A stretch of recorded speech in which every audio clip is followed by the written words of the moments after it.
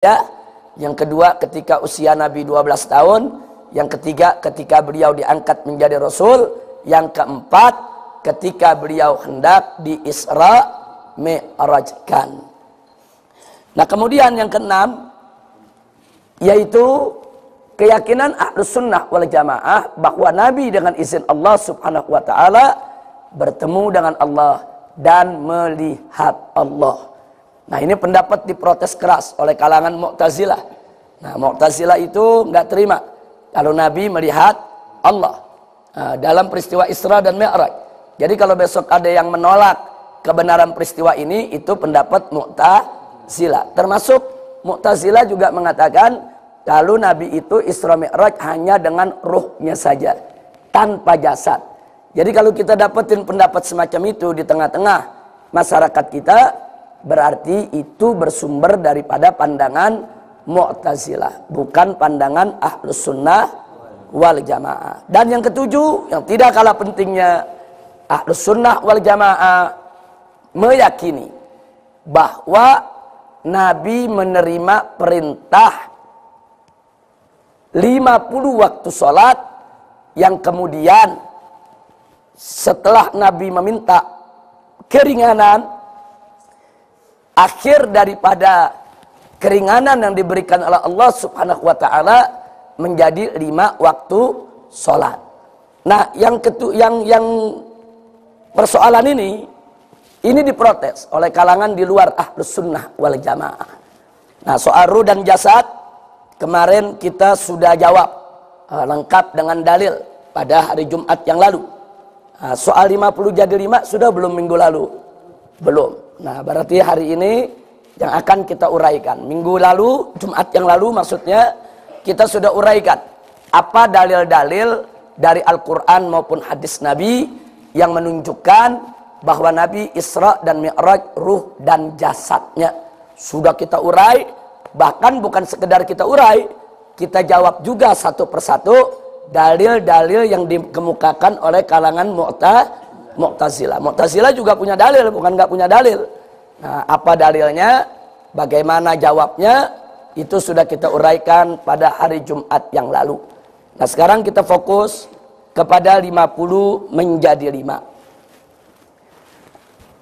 Di dalam Shahihul Bukhari dan Sahih Muslim radhiyallahu taala anhuma, begitu juga di dalam riwayat Imam At-Tabrani dalam Mu'jamnya, Imam Baihaqi dalam Sunannya, kemudian Imamul Bazzar dalam Musnadnya, dan di dalam Sirah Ibn Ishaq, dan aneka ragam riwayat yang sahih, diceritakan bahwa tatkala Nabi bertemu dengan Allah Subhanahu wa Ta'ala, Nabi mendapatkan yaitu perintah wajib sholat 50 waktu.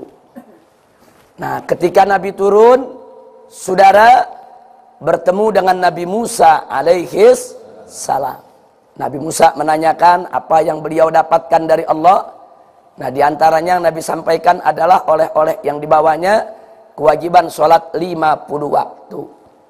Kemudian Nabi Musa ketika itu menyampaikan kepada Nabi, di mana Nabi Musa mengatakan, "Ya Muhammad, aku punya umat ini lebih kuat daripada kau punya umat. Fisiknya, badannya, ototnya, nah itu lebih kuat. Tapi kalau disuruh sholat 50 waktu pun mereka nggak mampu. Jadi kalau mereka yang lebih kuat daripada kau punya umat, umurnya lebih panjang umatnya Nabi Musa, badannya juga lebih besar, ototnya juga lebih kuat, nah nggak mampu, bagaimana kau punya umat?" Nah kemudian Nabi Musa menyarankan kepada Nabi untuk minta keringanan. Saudara, kita tahu bahwa Nabi kita ini tatkala diberikan aneka ragam perintah oleh Allah, itu sam'an wa ta'ah. Nabi nggak pernah membantah, nggak pernah protes, nggak pernah menolak. Apa saja yang diperintahkan Allah, Nabi kerjakan. Makanya begitu Nabi dapat perintah 50 waktu sholat, Nabi terima. Nabi tahu betul, Pak, manusia yang paling paham bahwa nikmat yang Allah berikan kepada umat manusia ini begitu luar biasa, nikmat yang tanpa batas, sehingga manusia jangan terlalu banyak minta ini minta itu kepada Allah, dalam rangka melaksanakan kewajibannya. Artinya jangan banyak cari alasan untuk meninggalkan kewajiban. Nah, karena itu Nabi alaihi salatu wassalam dengan imannya yang kuat, takwanya yang tinggi, akhlaknya yang sempurna, perintah itu Nabi terima. Tapi begitu mendengar usul daripada Nabi Musa tadi, apa Nabi langsung minta keringanan kepada Allah? Tidak. Nabi ngelirik dulu kepada malaikat Jibril alaihissalam. Nabi tanya dulu kepada malaikat Jibril alaihissalam. Kenapa Nabi harus bertanya? Karena malaikat Jibril ini malaikat pembawa wahyu, yang hubungannya begitu dekat dengan Allah dan dapat tugas-tugas khusus dari Allah.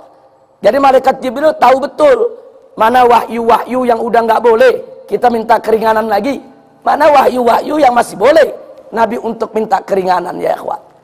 Nah, jadi perintah-perintah tadi. Nah, karena itu begitu Nabi bertanya kepada malaikat Jibril, Jibril mempersilahkan. Kalau kau ingin minta keringanan, silakan kembali. Jibril mengantar. Disitulah akhirnya Nabi terdorong untuk minta keringanan.